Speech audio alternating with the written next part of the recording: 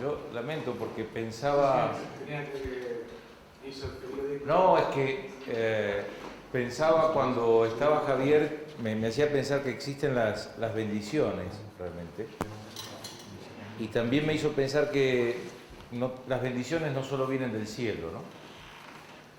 Porque primero me costó aceptar que la Tierra no estaba quieta y era el centro del universo. Después me llevó unos años aceptar que tenía que ver con el mono. Y ahora viene este señor a decirme que estoy muy relacionado con la vaca y con una rata. Y me complicó la vida. Si se puede, no por una cuestión estética, sino de salud hoy, si se puede bajar, aunque sea, si se maneja la luz del fondo, porque la verdad que como tengo el ojo... Bueno, son dos historias que voy a contar hoy y como dije el otro día, intentan tener una relación con la temática, con lo que se está hablando, específicamente en el día de hoy con el tema del lenguaje. Y como dije el otro día, yo nunca les encuentro la relación, así que si alguno la descubre al terminar los cuentos, viene y me la dice y me va a hacer un gran favor. Y la primera tiene que ver, ya que estamos en fecha, con Salvador Dalí.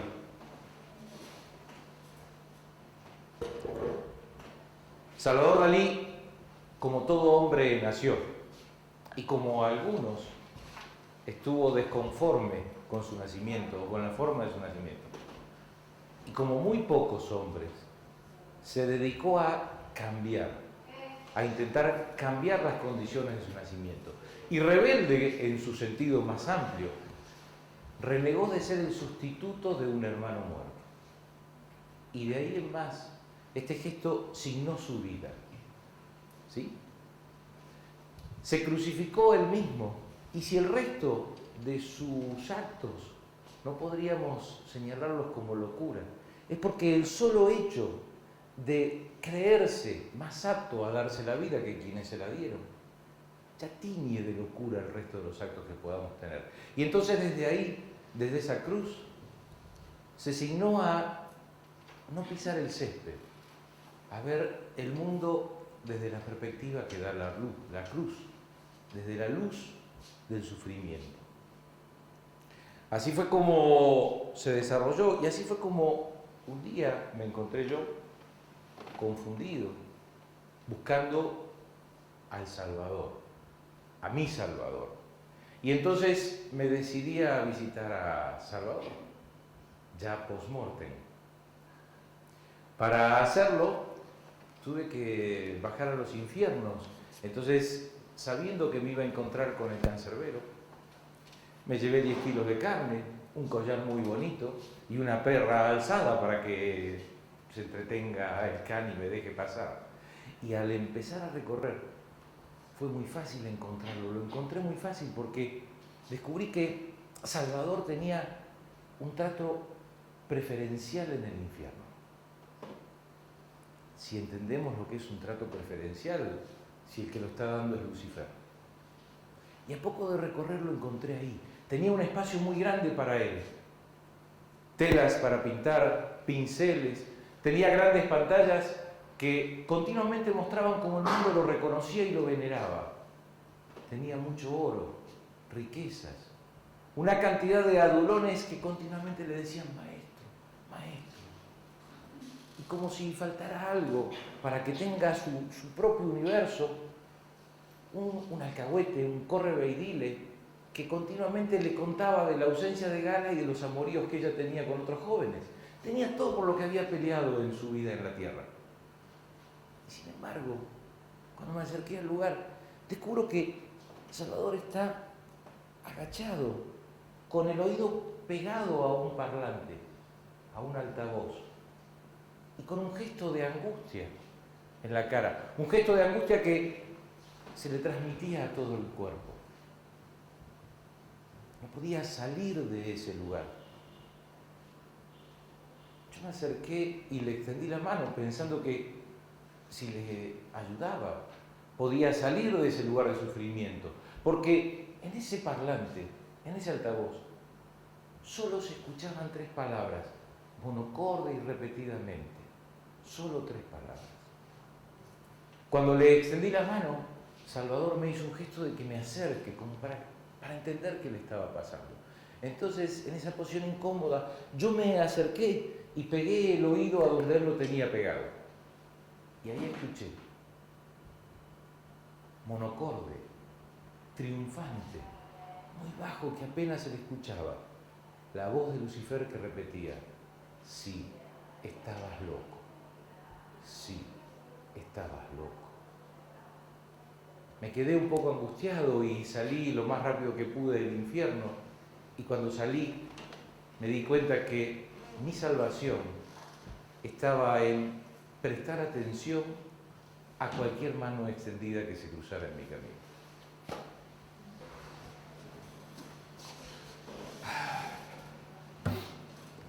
Los que estuvieron el lunes y escucharon la guitarra y no me dijeron no la uses más son los culpables de que hoy la tenga de nuevo. Así que aguántense. Y el último cuentito, el segundo cuentito.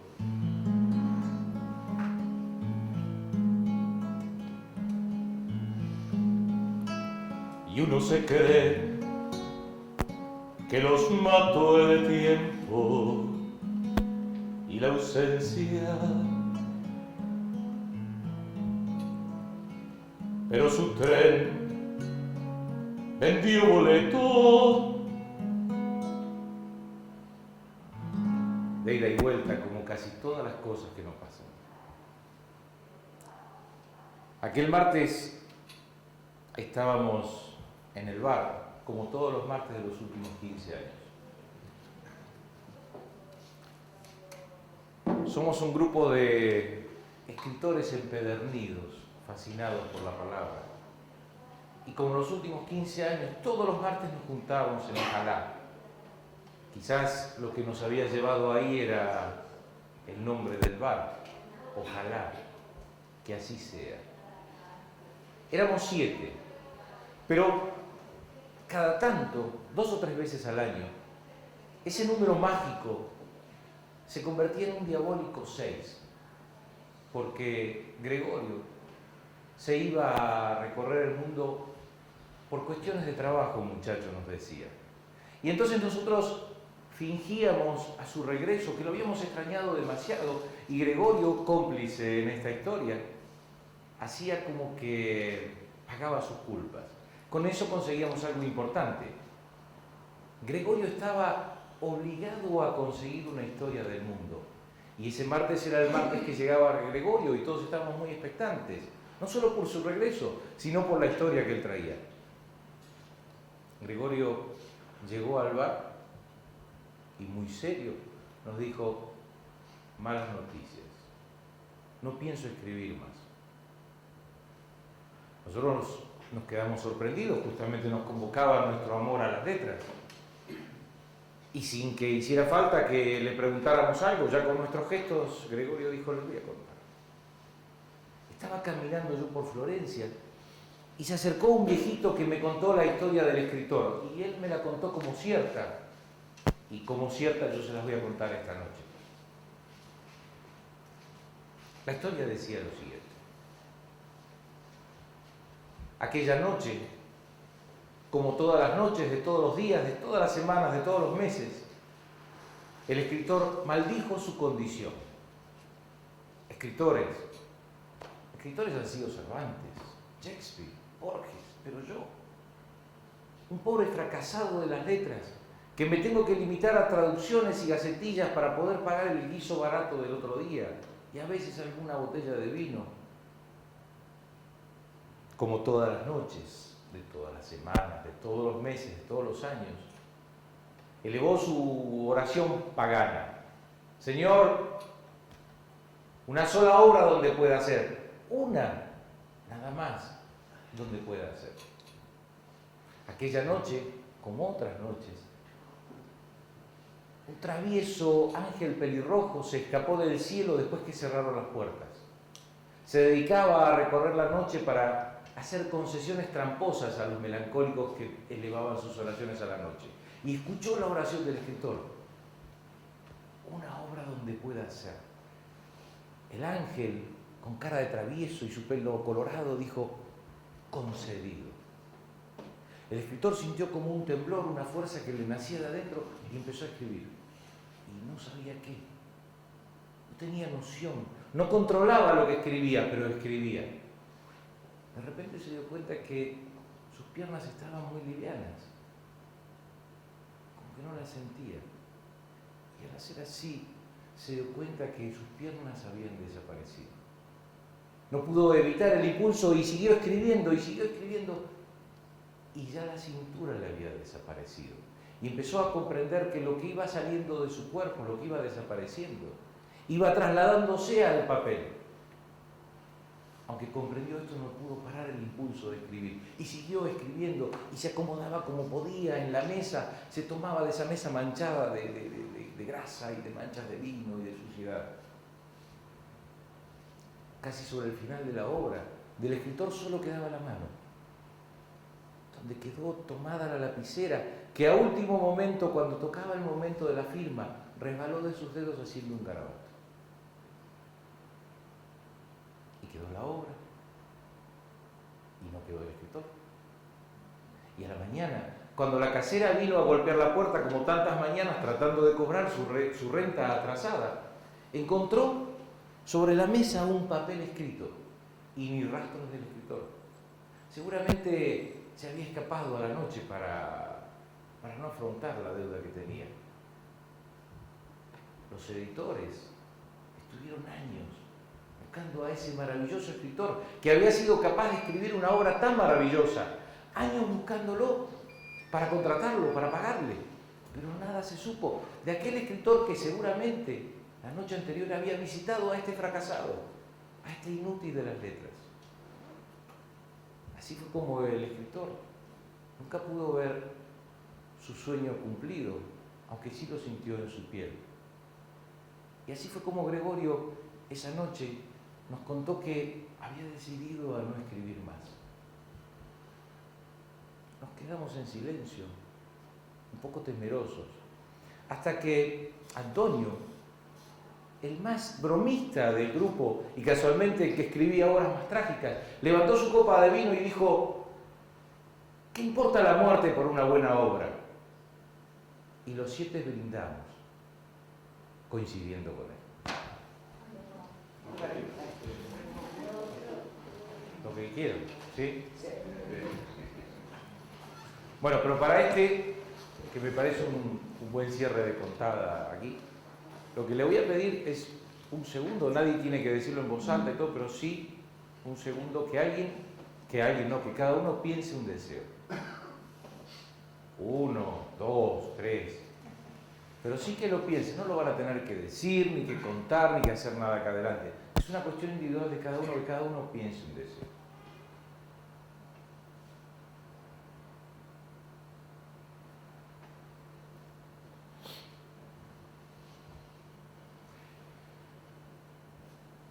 En aquel pueblo, que era un pequeño pueblo, una pequeña aldea de campo, vivía un anciano. Dicen que el anciano era tan bueno, tenía tan buena actitud, tenía tan buenos sentimientos, que podía hablar con Dios. Así que la gente del pueblo lo iba a ver al anciano para que intercediera entre Dios y ellos. Como una cuestión de organización, el anciano había decidido juntarlos a todos una vez al año y llevarlos a un lugar del bosque que él conocía. Y en ese lugar juntaba maderas de la manera que solo él sabía y armaba un fuego y después decía unas palabras, pero muy bajitas como para él nada más. Y dicen, que a Dios le gustaba tanto esta reunión en el bosque, que se ponía tan feliz con esta gente reunida, con este fuego encendido de tal manera, que no podía evitar conceder todos los deseos y satisfacer todas las necesidades de la gente que estaba reunida. Cuando pasó el tiempo y el anciano se murió, la gente del pueblo se dio cuenta que no sabía las palabras que decía. Pero sí sabían el lugar del bosque donde los reunía. Y sí sabía, porque lo habían visto, cómo armaba el fuego. Entonces, una vez por año, se iban todos al lugar del bosque que el anciano les había mostrado. Armaba el fuego de la manera que habían visto y, como no sabían las palabras, cantaban, hablaban entre ellos. Y dicen, cuentan, que a Dios le gustaba tanto esta reunión, que se ponía tan feliz con este grupo de gente reunido en ese mismo lugar del bosque, que no podía evitar conceder todos los deseos y satisfacer todas las necesidades. Pasó el tiempo, y si bien hemos ganado mucho, también perdimos muchas cosas. Y hoy estamos nosotros acá, y nosotros no sabemos las palabras que el anciano decía. Tampoco conocemos en qué lugar de qué bosque se reunían, ni la manera en que encendían el fuego. Pero dicen, cuentan, que a Dios le gusta tanto esta historia, que se pone tan feliz al escuchar esta historia, que nomás alguien la cuente y alguien la escuche, no puede evitar conceder todos los deseos y satisfacer todas las necesidades. Ojalá que así sea. No sé si me permitís 2 comentarios sobre Borges. En realidad Borges responde a la definición de un argentino, porque es una persona que para cada solución tiene un problema, y eso es típico. Y la respuesta a lo que escribió es porque, bueno, él vivía en el centro y tenía hacia un lado la Biblioteca Nacional y hacia el otro una escuela de señoritas, pero él la agarró para la biblioteca. Y entonces, bueno, se dedicó mucho a escribir. No se divirtió tanto, pero escribió cosas maravillosas. Yo pensaba que es fantástico que en un lugar como este se cuenten cuentos. Y qué fantástico también sería que estos espacios o estos pensamientos vayan a los lugares de cuentos, porque hay una dicotomía histórica que no tiene ningún sentido, ¿sí? Porque justamente de los cuentos salen estas cosas y de estas cosas salen los cuentos. Entonces, ¿por qué separarlos? A mí personalmente me llamaron siempre la atención desde muy chiquito, y me han gustado siempre, los círculos concéntricos. Yo no sé si han prestado atención a los círculos concéntricos, pero a mí que me apasionan de pequeño, me he vuelto casi un especialista. Y hay 2 tipos básicos, ¿no? Hay uno que tienen un centro y se amplían o se cierran. Depende cómo uno lo vea. Y depende del tiempo que se inició el círculo y de la sustancia en la que se esté haciendo, de las paredes y la distancia de las paredes que tenga alrededor. Entonces se abren y se cierran. Esos son bellísimos realmente. Pero hay otros que son los espiralados. Tienen como un centro y hay una espiral que también, depende cómo se tome el punto de vista, esa espiral se va abriendo o se va cerrando sobre el punto. Y estos son, a mí personalmente, los que me fascinan. Yo encuentro tanta belleza y tanta pasión en estos círculos concéntricos espiralados. Como no me conocen, mi vida ha transcurrido más o menos normal, una familia tipo, esposa, hijos, un buen trabajo, y como las cosas iban bien, bueno, asociarnos a un club para nuestros espacios de diversión, lo clásico. Pero un día tuve que hacer lugar en la cochera porque me había especializado en juntar círculos concéntricos. Y entonces yo juntaba y todos los que veía por ahí me los llevaba a casa. Así que tuve que sacar el auto afuera y dejarlo a la intemperie, lo que se generó que se estropee un poco. Pero bueno, no era importante. Lo que nunca entendí bien, esta confabulación que se hizo entre mi mujer y mis hijos que se pusieron en contra mío, porque después de todo del garage, yo lo único que había sacado era la bicicleta de mis hijos y algunos juguetes. Y a mi mujer lo único que le había sacado afuera era, qué sé yo, recuerdos de familia, cosas que había heredado de sus antepasados, pero nada tan importante como mis círculos concéntricos. Al final las cosas fueron mal y terminamos separándonos. Y se fueron. Y casi mejor que se fueron, porque la verdad que ya me molestaban en juntar mis círculos concéntricos. Al principio los extrañé un poco, pero después me di cuenta que tenía más lugar para juntar círculos concéntricos, con lo cual estaba cada vez más feliz. y se empezó a llenar la sala de círculos concéntricos. Tuve que meter algunos en la cocina, metí círculos concéntricos en el baño. Me complicaba un poco, pero bueno, son tan bellos.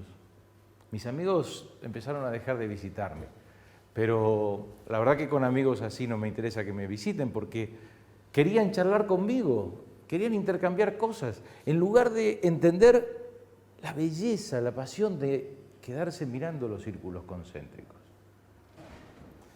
Esto me generó algunos problemas y me echaron del trabajo, pero bueno, como vendí el auto, que ya no lo usaba porque estaba en casa todo el día con los círculos concéntricos, no sé qué voy a hacer cuando se me termine el dinero del auto, ya veré qué hago. Hace ya años que no sé nada de mi familia, mis hijos deben estar grandes. Y el último amigo creo que pasó por casa hace como 3 años. Pese a todo eso, tengo que reconocer que me siento muy feliz, porque nada me da tanta felicidad como la observación, en privado y silencio, de mis círculos concéntricos. Lo de la guitarra es corto.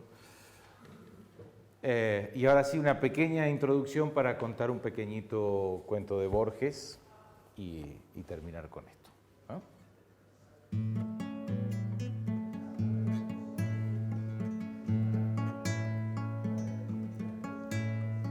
Se supone que está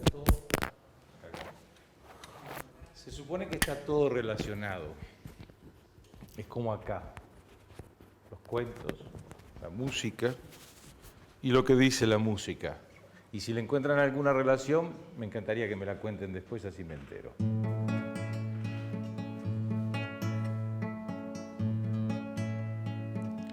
Sueño con serpientes de mar, con cierto mar hay de serpientes sueño yo. Blandas transparentes en sus barrigas llevan lo que puedan arrebatarle al amor. Oh,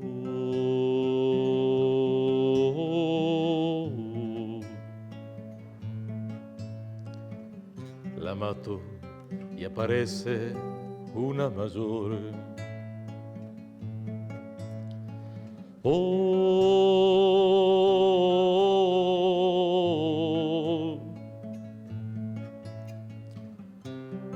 con mucho más infierno en digestión. Dicen que en el principio de los tiempos, el primer rey de Babilonia juntó una vez a sus arquitectos y sus ingenieros y sus magos y sus filósofos para construir un laberinto. Y dicen también los que saben y se acuerdan que fue el mayor y el mejor y el más complicado laberinto que se ha construido en la historia.